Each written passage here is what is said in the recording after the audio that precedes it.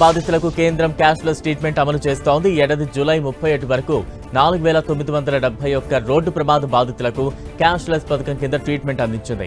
ఈ మేరకు కేంద్ర ప్రభుత్వం తెలిపింది.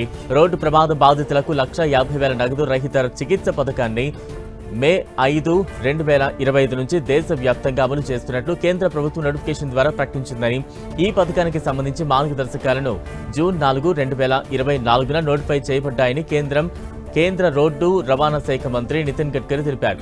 ఈ పథకం ప్రకారం మోటార్ వాహనంలో ప్రయాణిస్తుండగా యాక్సిడెంట్ జరిగితే ఒక్కో బాధిత వ్యక్తి ప్రమాదం జరిగిన తేదీ నుంచి గరిష్టంగా 7 రోజుల వరకు 1,50,000 వరకు దేశవ్యాప్తంగా గుర్తించబడి ఏ ఆసుపత్రిలోనైనా ఉచితంగా చికిత్స పొందవచ్చని క్లారిటీ ఇచ్చింది.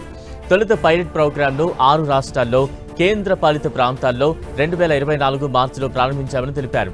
ఇందుకు సంబంధించిన నిధులను ప్రమాదం జరిగిన వాహనం బీమా చేయబడినట్లయితే జనరల్ ఇన్సూరెన్స్ కంపెనీలు, బీమా లేని వాహనాలతో ప్రమాదం జరిగితే కేంద్ర ప్రభుత్వం బడ్జెట్ కేటాయిస్తుందని తెలిపారు. 2025 ఆర్థిక సంవత్సరంలో బీమా లేని కేసుల కోసం కేంద్ర ప్రభుత్వం 272 కోట్లు కేటాయించినట్టు తెలిపారు.